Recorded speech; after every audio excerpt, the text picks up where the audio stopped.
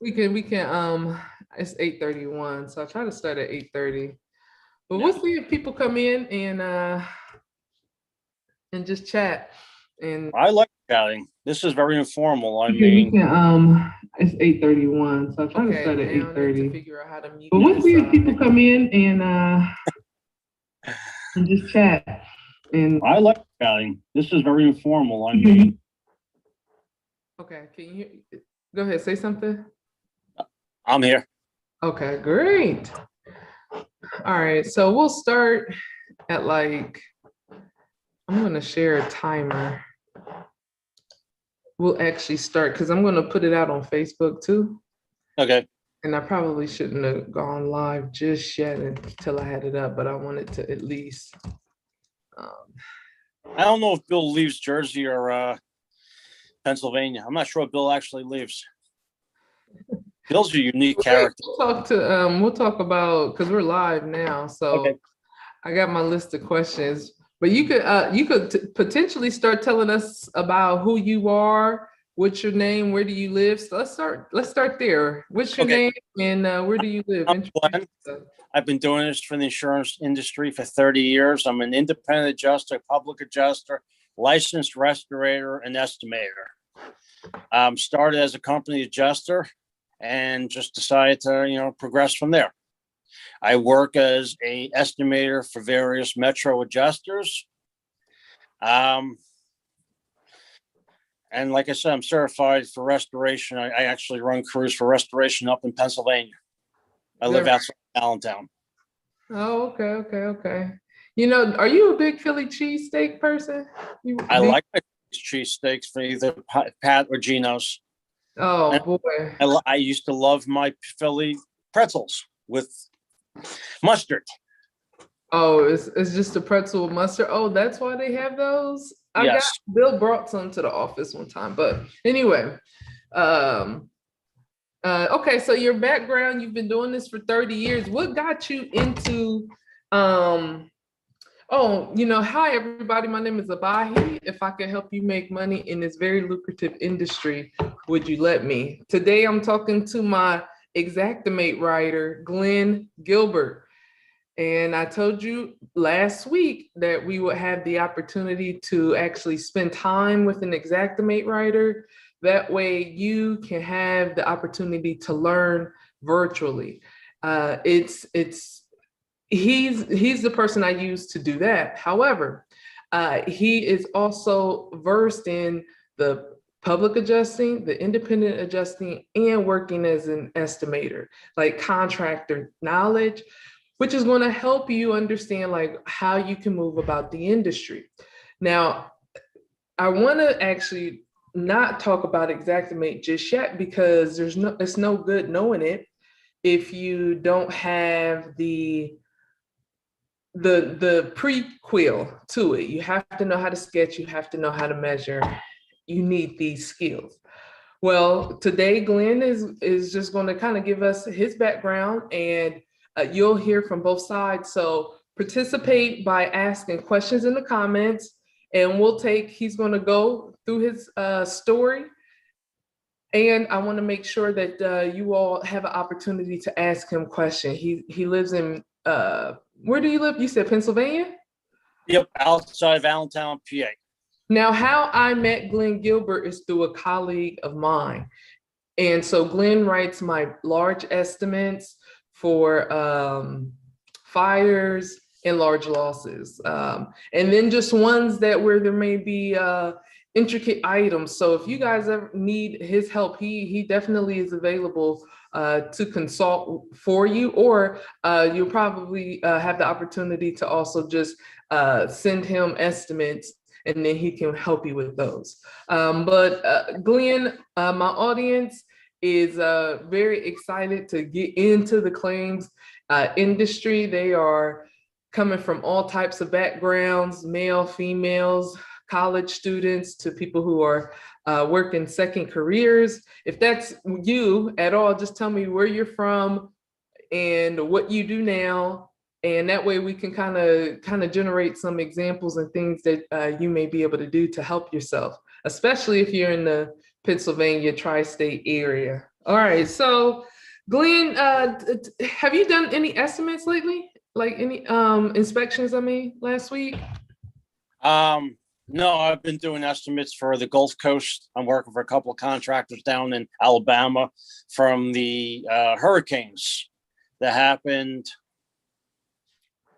I guess it was September, October. They had 5 different hurricanes down the Alabama Gulf area. So I write the estimates for various contractors.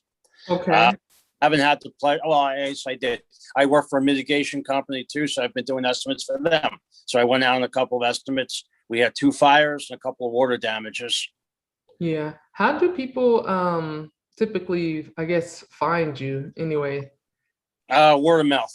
The Yeah. same that I work for our colleague. Yeah.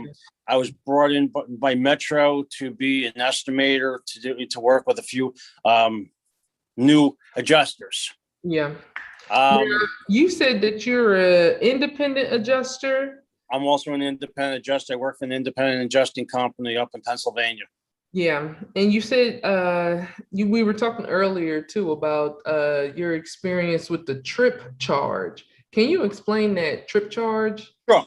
Basically, if you go out and and you're working for an independent adjusting company, they have to pay, even though there may not be a claim or the person decides to withdraw the claim, they have to give you a minimal amount to go out.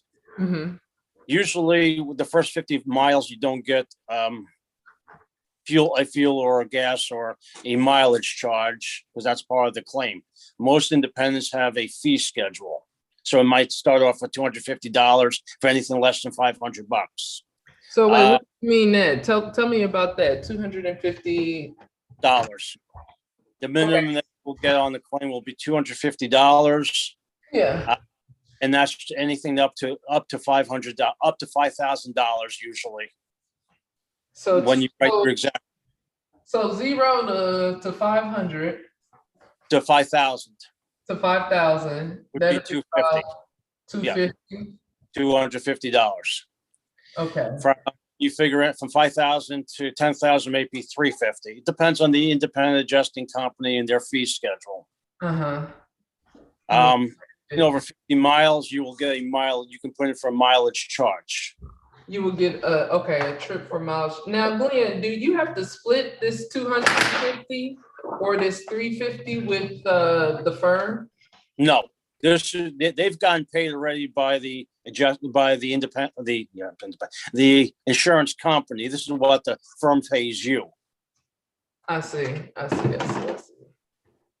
Being an independent adjuster, you would want to go on cat duty.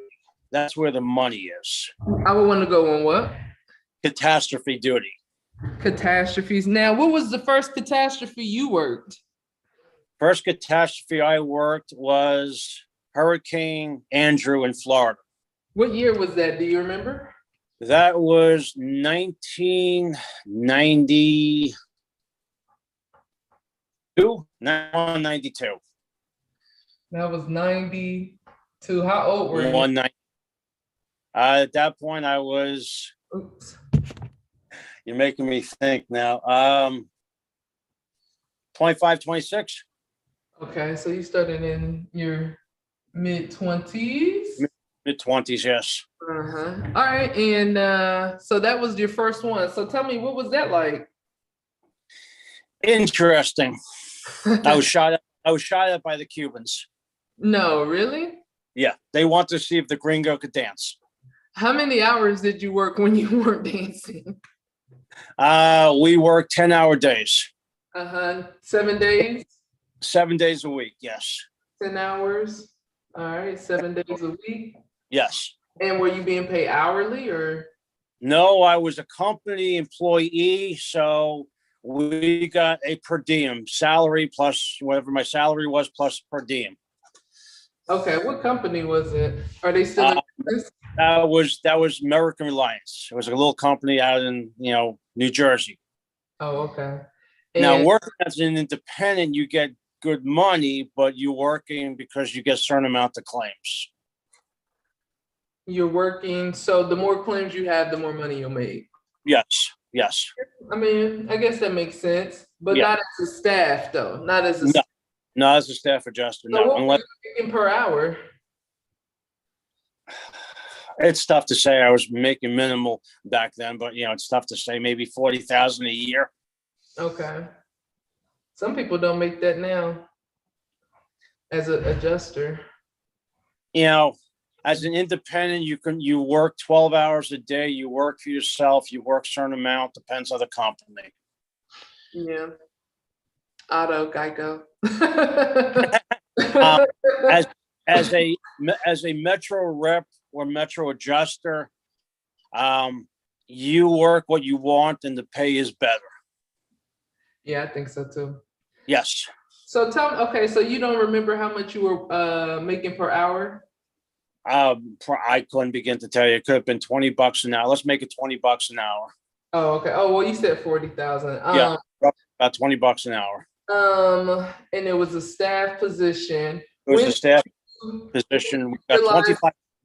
Huh? Go ahead. I was gonna say we got $25 a day per diem, extra, and 40 on the weekends. Oh, 25 plus 40. Plus $25 a day during the week, plus 40 on the weekends. Who paid for your lodging? They did. They paid for it. They paid for it. They paid. Yes. All right. So as an independent, you pay for everything. As an independent, you pay for everything. So, the company that you work for, whether it's AllCat or any of the other ones, or Sedgwick, as we discussed, you pay for all your expenses. You are truly a 1099 employee, not a W-9. No, not W-2. I'm sorry, W-2. You're a 1099. So they take out no taxes. All your expenses are paid, whether it's the hotel, the car, the gas, your food, everything you pay for. You're talking about for staff? No, I'm talking about as an independent now. If you're working for Sedgwick or AllCat on a catastrophe duty, you pay for everything. Gotcha. Do you still hit deployments? Yeah. Do I hit the deployments? No. Okay. When was I decided that working for a company like Sedgwick, in case some of our public want to work or your subscribers, it's not all it's cracked up to be. For the IA? Because you may make a tremendous amount of money, but a lot of it goes to expenses. So say, for instance, you're traveling $400, 400 miles, I should say, and you're putting in 3 tanks of gas. That's on you. That's not on the company. All your expenses come out of what they pay you. Okay. So the lodging, your food, your license, your Xactimate. Xactimate is $250 a month or $1,800 a year. That comes out of you. They increased it to $321 a month. Didn't know that. That's why I do it, at 6-month increments. How much is it for 6 months? $1,100 for 6 months. Jeez. It's $1,800 for a year. Eesh. Well, I know. What I will say, it's the tool of the trade. It's the majority of the insurance companies utilize Xactimate. It's the language of adjusters. And is that why you don't use the Symbility? Most companies don't require you to use Symbility because only 1 or 2 companies use it. Which 2? QBE uses Symbility and Erie uses Symbility. QBE and Erie. Erie is a little regional company up and down the East Coast. Yeah, I know Erie, but so is UPC though. They use Symbility too. And I think somebody just told me one of the majors are going to I think USAA. They do Symbility, I think they said one of them was transferred. They do both.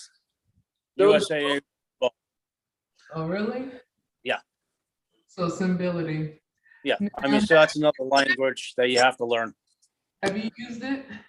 I've used it. I prefer not to. Sedgwick will accept, and I'll just use them as an example, will accept Xactimate, and they will transfer into Symbility. So same thing with QB. You can give it to them in Xactimate, and they'll just rewrite it in Symbility.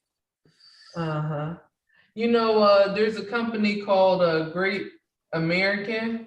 Yes. They use it too.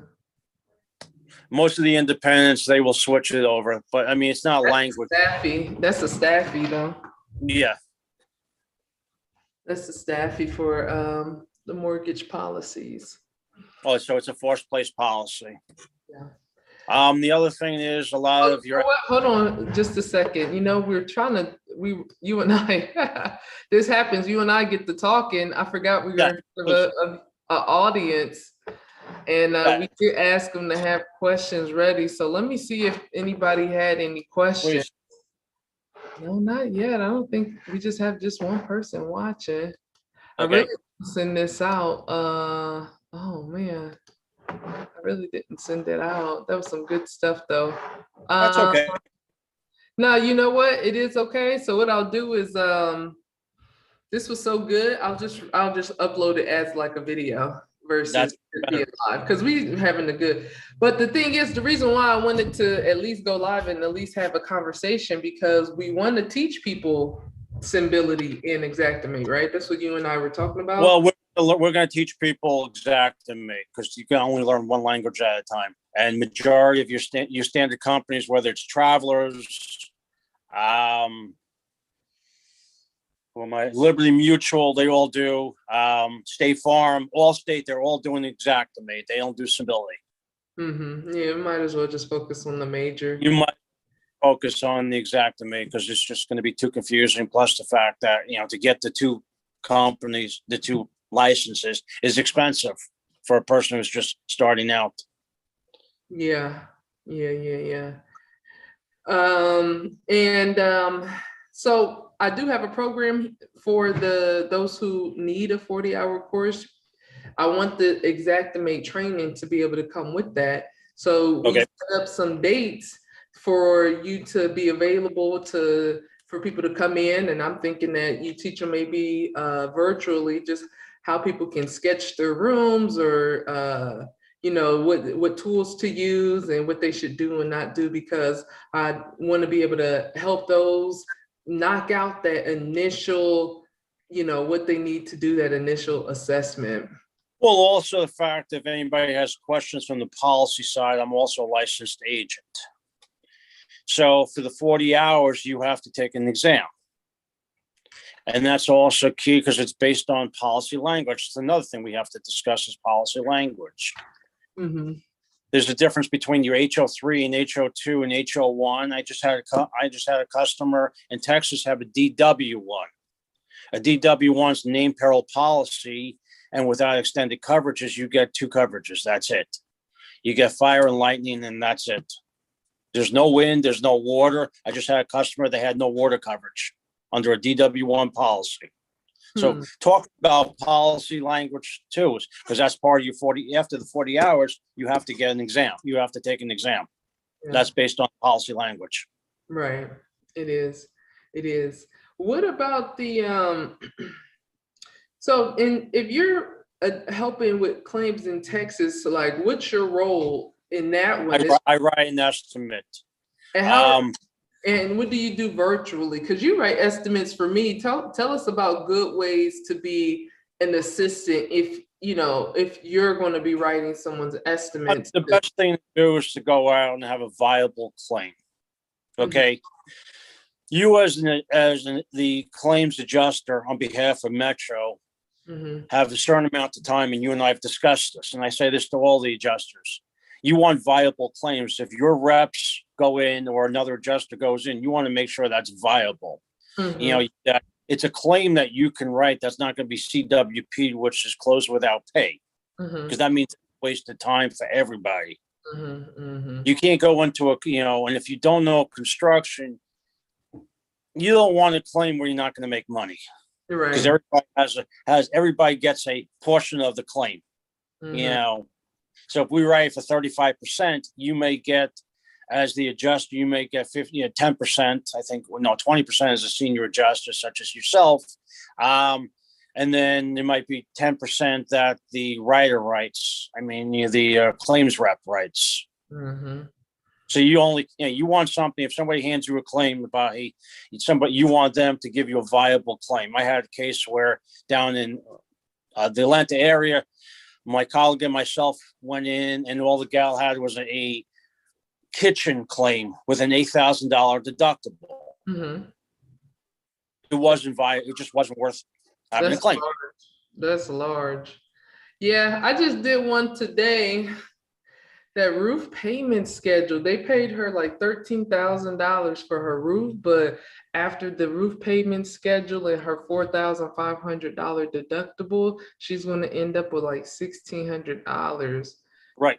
Or in fact, you know what? I wanted to show you the picture of that to see if there was any damage. We got some time here still. Sure.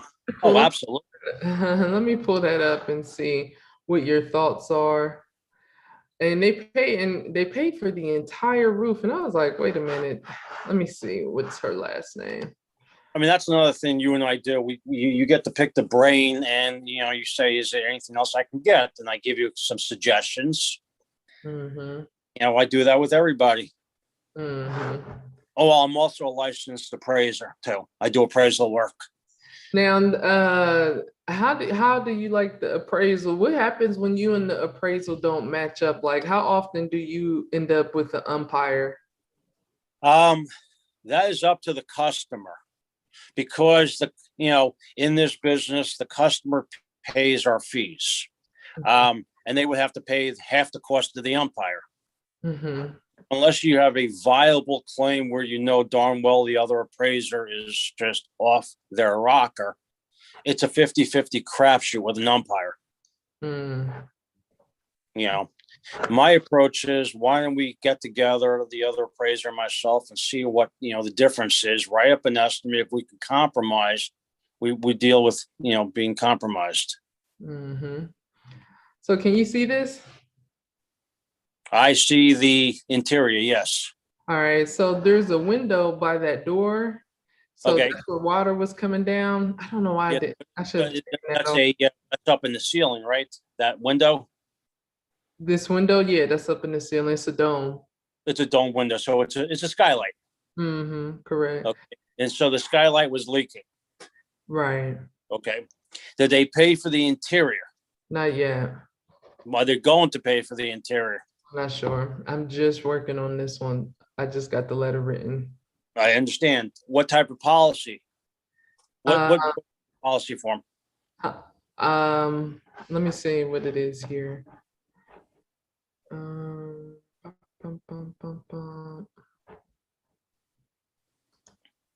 See where her thing. And who's the insurance company? Allstate. Of course.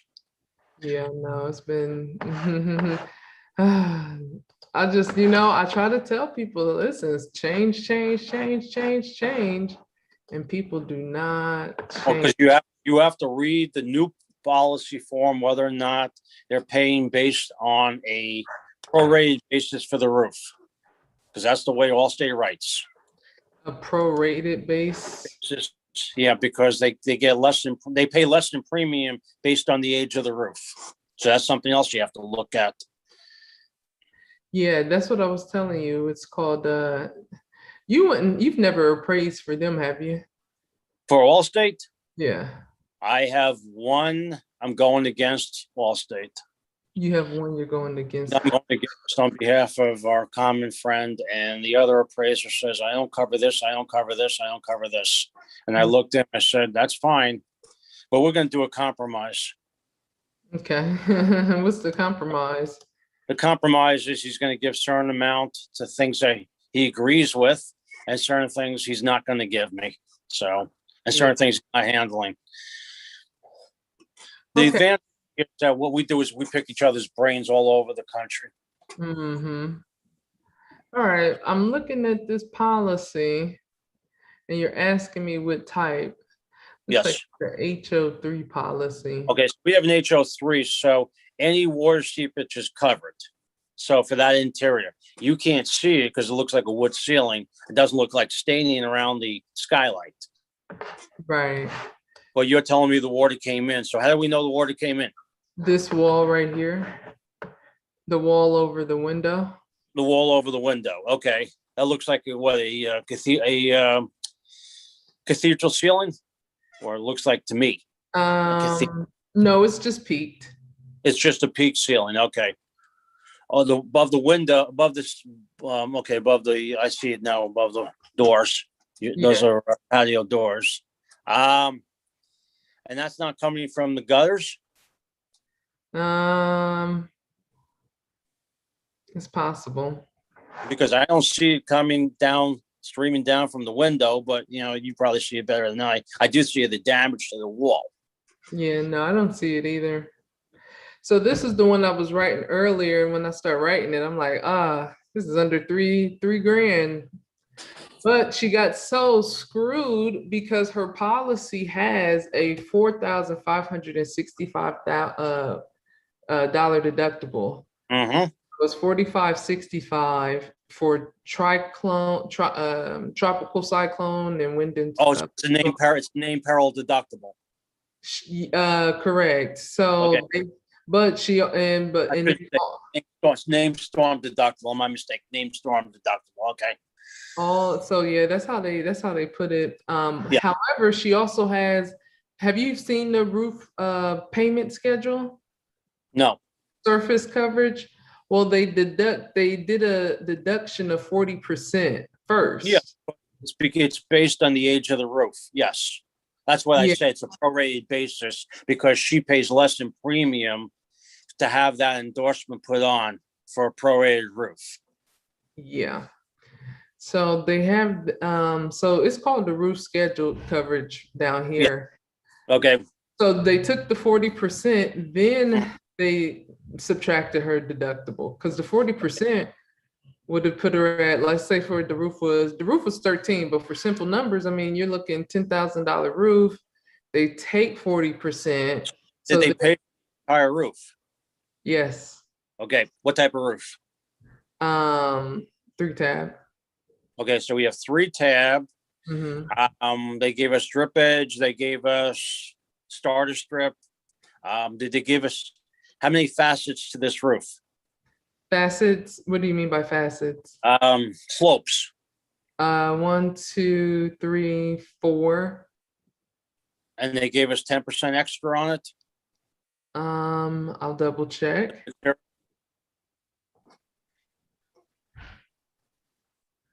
What'd you say? For the materials or the putback, you get an extra 10%. Anything less than 10 slopes or in roofing terms, it's called facets, but that's okay. Uh-huh. And you're okay. You're accepting the roof estimate that is viable. No. Okay. How many square feet is the house? I think it was 32 squares. It's 32 squares for 13. Okay. Times 200. 32 squares. And there's no way for 32 squares. There's no way for 32 squares for 4. What's the pitch of the roof? Some of it was 7, but the most of it was 6. Okay. Some of it was 7, so we should get a maybe 5. I don't know. Okay, we should get a slope charge for that. 2-story or 1-story? 1 story. That's okay. On there. The steep is on there. I mean. Okay. But no, I'll take a second look at it. Yeah. So, but we were talking about your background. Tell us about the last. Oh, by the way, if you're watching this, my name is Abahi. I'm talking to Glenn Gilbert. He's a PA, IA, and an appraiser. And And administrator and the licensed agent. So if you have any policy questions, we always discuss that too. there we go. He's an excellent Xactimate writer. He has so much construction knowledge, and we know that's where you need to be in order to make sure you're good when you come into the field. He's going to be available to answer questions, to go over like the type of material I'm showing in this photo. You know what type of ceiling material that is, Glenn? That looks like board and batten wood. Okay, I've never seen the ceiling like this before outside of a cabin, you know, so I thought that was pretty nice, but Glenn, It's kind of nice. It looks like it's stained. It looks like a slope ceiling. Tough yes, to. I mean, now the doors open and close properly. yes, and it's just one door right there, and then the rest are windows with the Okay, blind. got it. And there was like seven, no, there was 3, 6, 9. I think it was 7 on the other side, 7. Okay. But anyway, so for anyone who would like to have an opportunity to talk to Glenn and pick his brain, you're welcome to. I'm going to put a link in the description so that you can be able to spend some time with him. We're only going to cap it. We're going to cap it at 5 students per class. That way it flows and everybody gets your question asked. It'll be Sure. about 30 minutes. And maybe once a week we'll do it for an hour on, I think we said Sunday nights. So Sunday Yes. nights like tonight. So, Yes. okay. All right. Cool. Glenn, thank you so much. My pleasure. I'm gonna stop live